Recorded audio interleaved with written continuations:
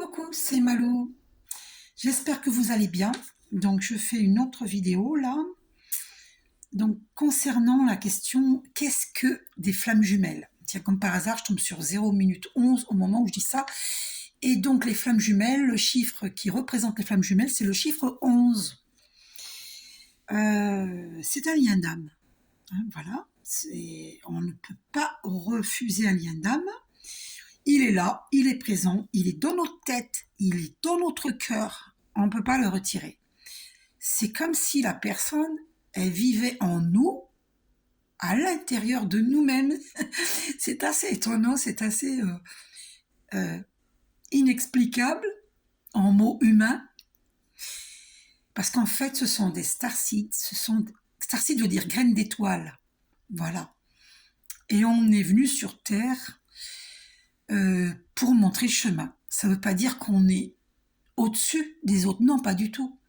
Parce que tout le monde, issu de Dieu, nous sommes tous divins. C'est juste que, eh bien, nous avons déjà travaillé sur notre évolution. Et donc, du coup, on peut se mettre au service d'autrui. En toute humilité. Et surtout, par amour. Par amour, on le fait par amour. Un amour sincère. Et nous sommes nombreux à le faire. Parce que ça s'appelle l'éveil de conscience. De vouloir aider son prochain, parce que nous sommes conscients que tout est un. Nous sommes tous unis vers Dieu. Donc la relation de flamme jumelle, c'est une conscience élevée. Voilà. Et en sachant que la conscience est énergie et l'énergie est conscience. Donc c'est une rencontre d'âme. C'est un lien d'âme très fort, très puissant. Dès qu'on se voit la première fois, il y en a un des deux qui est conscient du lien, qui est conscient qu'il se passe quelque chose de très important, qui reconnaît son âme sœur spirituelle, sa flamme jumelle, et l'autre qui ressent quelque chose d'incroyable, mais qui ne réalise pas sur le moment. Souvent parce que cette personne sort de difficultés assez importantes qui font que ça brouille son esprit, mais la personne ressent quand même quelque chose de très puissant, une attirance très puissante, sans le conscientiser sur le moment. D'accord ? C'est après que la deuxième personne, qui n'a pas pris conscience au moment de la rencontre, qu'elle en prend conscience après, véritablement. L'attirance est tellement puissante que, au niveau vibratoire, autour, les personnes le ressentent. Et, hélas, comme autour, il y a des énergies positives, bien sûr, mais il y a aussi des énergies nocives, des personnes qui ont de basses vibrations parce que elles n'ont pas fait le travail, elles n'en sont pas encore là, on va dire.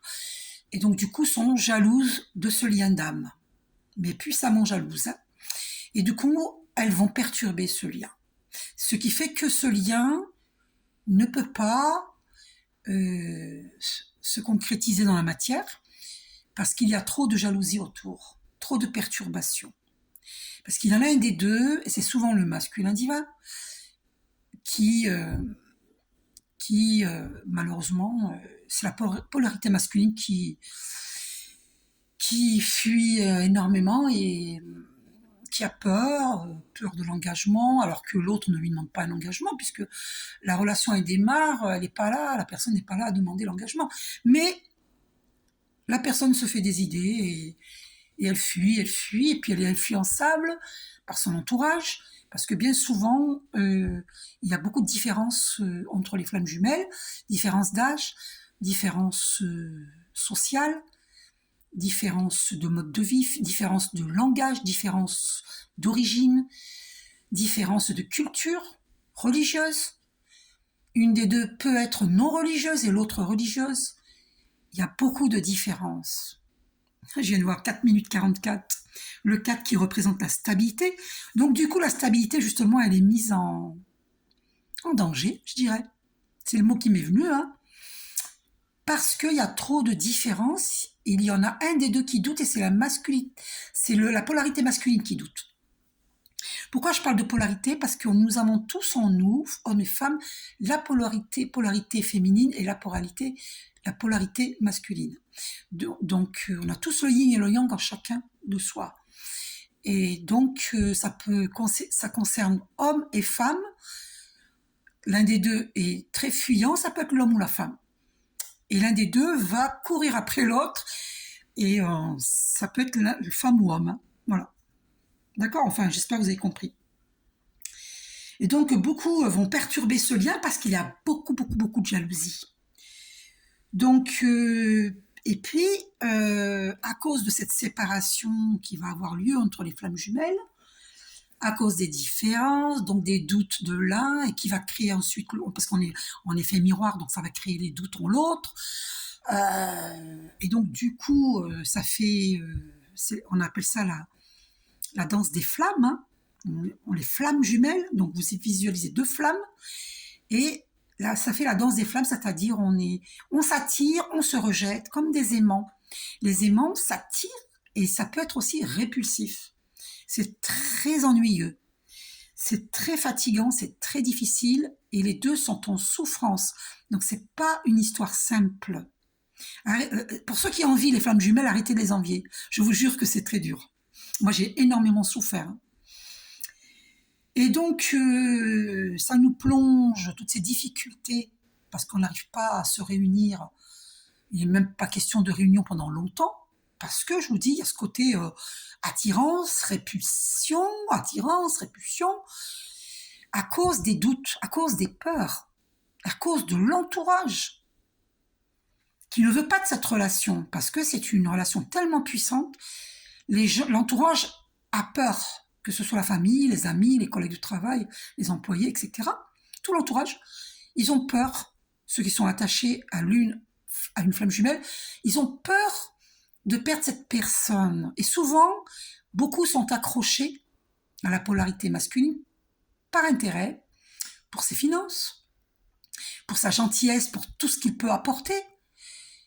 Et puis, dans le lot, il y a peut-être des personnes sincères, hein, il n'y a pas de souci.